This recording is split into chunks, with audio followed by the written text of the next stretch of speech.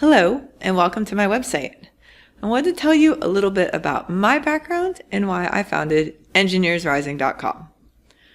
I graduated college in 2002 during the construction industry recession created by the economic repercussions of 9/11. The semester before I graduated, I drove to interviews in Washington, D.C. and New York City. I prepared a week in advance, researching the companies I'd be interviewing at, practicing my responses to common questions, and making sure I had appropriate attire and I would be projecting confidence. The interviews always seemed to go well, and I used all the proper protocol for follow-up, including sending thank you notes and emails within 24 hours of the interview. You aren't the right fit, I was told after my New York City interview. And after the DC one, we'd like to hire you, but we're not sure if we're going to hire anyone in this economic climate. I waited in vain for a job offer to appear. Newly married, and with our first home purchased and my husband already working in a nearby firm, I was still in school, but I took matters into my own hands. I wrote letters and enclosed my resume, sending them out to every local engineering firm owner, regardless of if they had an advertised opening or not. I followed up with phone calls and emails to try and set up meetings. Most didn't even respond, and the silence of that rejection was deafening. The ones that did respond said, "We aren't looking to hire right now, but we'll keep you in mind if that changes." Weren't engineers supposed to be in demand? Wasn't it supposed to be easier than this to find a job? One of my friends, Natalie, was going to work at a company in Texas where she had interned the previous 2 summers. She mentioned that they were looking to hire additional engineers, and if I was interested, she would send them my resume. I said sure, and gave her a copy of my resume, which she forwarded on. A couple of weeks later, I had a phone interview. A week after that, I had my first job offer. "What are we going to do?" I remember saying to my husband, who had been working at his employer in Pennsylvania for about a year at that point. "We just bought our condo, and the one offer I have is thousands of miles away." We decided that we would put the condo up for sale. I'd move to Texas, and he would stay at his job in Pennsylvania until the condo was sold, and then follow me to Texas and find a job. Having never set foot in Texas before, and not knowing anything about the city of Dallas, I ended up taking residence in an extended stay hotel during those first few months while I looked for an apartment. It was right across the street from a Whataburger, which became my go-to for a quick meal after work. The smells of red meat and spicy curly fries would drift out into the air and make my mouth water as I walked from the train stop to the hotel. I was so nervous that first day of work, and quickly realized my error in trying to walk to and from the train stop in a pair of new heels. Yet, I remember waiting at the train that first day, feeling like I'd finally made it and was a grown-up, as I stood in my suit with all the other adults going to important jobs. I also remember arriving at 7:45 at my new office and waiting for 45 minutes shivering in the cold January air until the doors to the office were opened, because I didn't realize that the office opened at 8:30 instead of 8 a.m. My first day on the job, I took notice of the funky, industrial open office floor plan that was my new home. There was conversation, camaraderie, and even a lunchtime cafe at the 1,000-person, approximately speaking, office. I enjoyed being introduced to the other engineers and thankful that everyone seemed personable and welcoming. There was even a number of Yankee engineers from Pennsylvania. I also quickly noticed that Natalie and I were the only female engineers in the engineering department, but I didn't think much of it. At least not at first. There were many women in our major. It was about 40, 60 the year I graduated, and I'd never seen any behavior during college that made me think women in engineering was at all unusual. I finally found an apartment about 30 minutes out of town that was pet-friendly for our 2 cats and dog, who would also be coming with my husband from Pennsylvania. I had always enjoyed baking and sharing my baking with others, so to say I was excited to have a real kitchen after the first 2 months in that extended stay hotel was a major understatement. The aromas of chocolate, sugar, vanilla, and freshly baked bread often fill my house to this day. One evening, I baked some fudge brownies, not wanting to sabotage my newly found gym habit, and devour the entire pan myself. I brought the brownies to work and placed them in the snack area. It wasn't at all unusual for the other engineers to bring in baked goods, and the only comment would be, "Thank you." But when one of the senior engineers in the department tasted one of my brownies, he commented, "This is why we need women in the department." My jaw dropped. I swallowed my astonishment, muttered, "Thank you," and slunk back to my desk.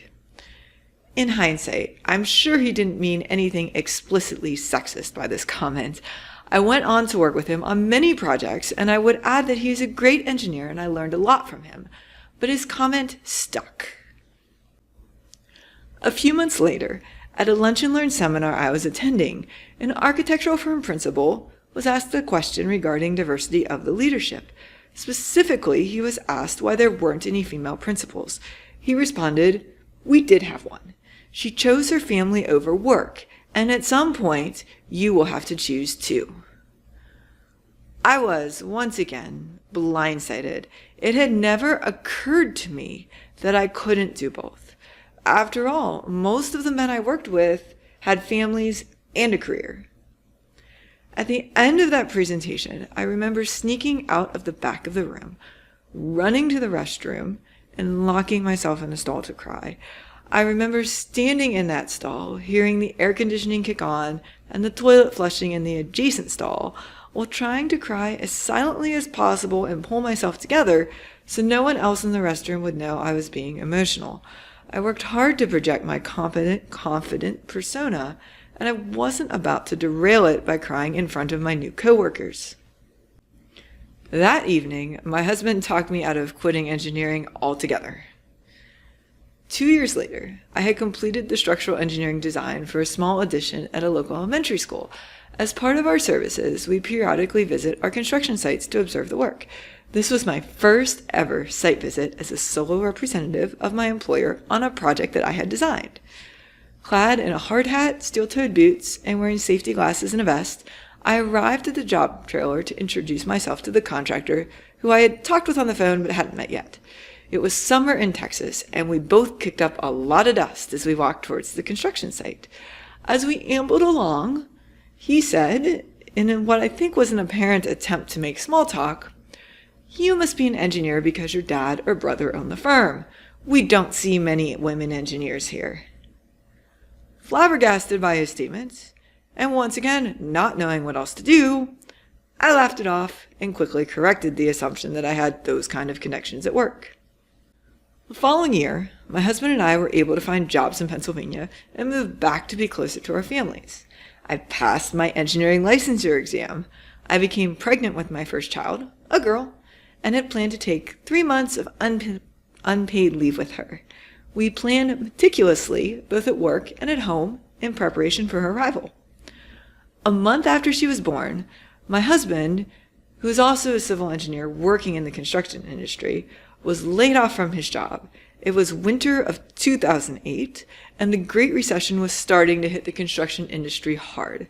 I was now the sole breadwinner for our family, and he was home with the baby while still looking for a job. Needless to say, I went back to work earlier than anticipated. We had expected to be down one income during my leave and had planned accordingly, but had never expected to lose both incomes. My husband found a job a few months later, and the baby was enrolled in daycare. 2.5 years later, I took a second maternity leave for the birth of my second daughter.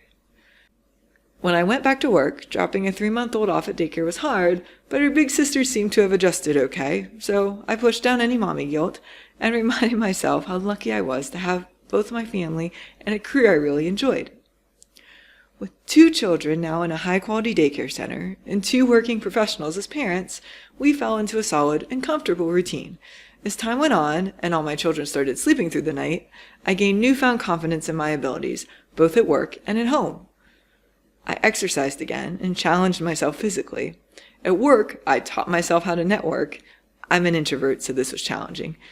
And volunteered for stretch assignments. I was on top of the world, with both my career and personal life seemingly in order. Then everything changed.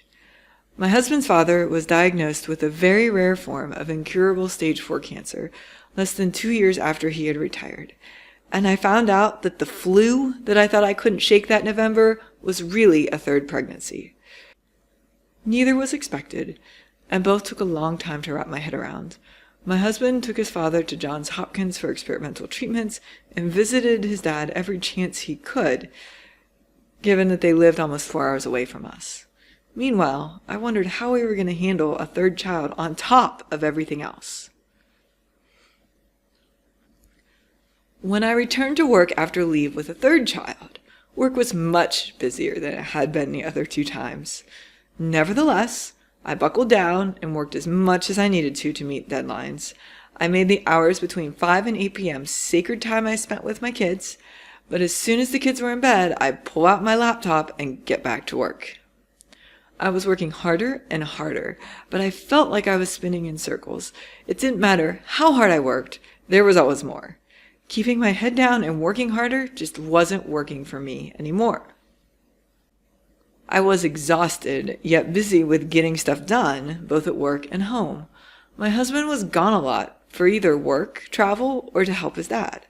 I was fearful that if I brought up my workload to my boss, especially so soon after returning from leave, I'd be told I just needed to manage my time better, or it would be blamed on the fact that I'm a working mom. I was the only full-time woman with young kids working there at the time. So I started geeking out on productivity guides, sought out mentors, and figured out how I could maximize every hour of the day. I would read everything I could on the subject while I was nursing the baby at night, or any time I had a spare moment. My husband's dad passed away when the baby was 6 months old. His plan to relax and enjoy the fruits of his labors during retirement never happened. He did all the right things. He worked as a teacher his whole life, lived frugally, saved, had a pension, and retired as soon as he was eligible. None of that matters when you're gone too soon. It was now 2016. I had developed a series of routines now that my youngest was 1. I continued to geek out on anything related to productivity at work, as well as leadership development topics. I noticed that things that seemed to work for other engineers didn't work for me. At first, I assumed it was just due to personality differences, experience, or maybe something I was doing wrong. Then I started noticing that it wasn't just me, and thought back to some of my earlier experiences. For example, if there are 2 women sitting in a meeting, they would both be constantly interrupted when they spoke. I was once told that I was good at documentation because surely that's what every engineer wants to be known for. I'd been told I was pushy or that I needed to cooperate with a difficult client, yet when my male colleagues demonstrated the exact same behavior, it appeared to be rewarded. So I started doing more research to crack the code. What was I specifically doing that was getting pushback? What could I do to achieve the results I wanted at work? I tried a lot of things that didn't work, and some that did. Some of these things were specific to being a woman in a male-dominated field, particularly related to communication, and others about how to find and focus on tasks related to business outcomes, since those are most tied to promotions and work success. I also learned that busy didn't equal productive, and started developing better habits. I uncovered mounds of data that indicated I wasn't alone in my experiences, particularly in the area of career development, where there's a lot of advice that works for men, but it backfires for women, especially in the male-dominated fields. I learned and tested and retested what I could do instead, and put that information to use at work. Those efforts paid off, and I earned a promotion that year. That fall, I was attending an evening awards event for architectural and engineering design projects. At the event, I literally bumped into a stranger as I worked my way towards the drink station in the extremely packed venue and found myself in a work-related discussion with him. After a few minutes of small talk and discussion of the projects that were up for awards, one of which was one I had worked on, we exchanged business cards. He looked at mine and said, "I wouldn't have thought you were an engineer."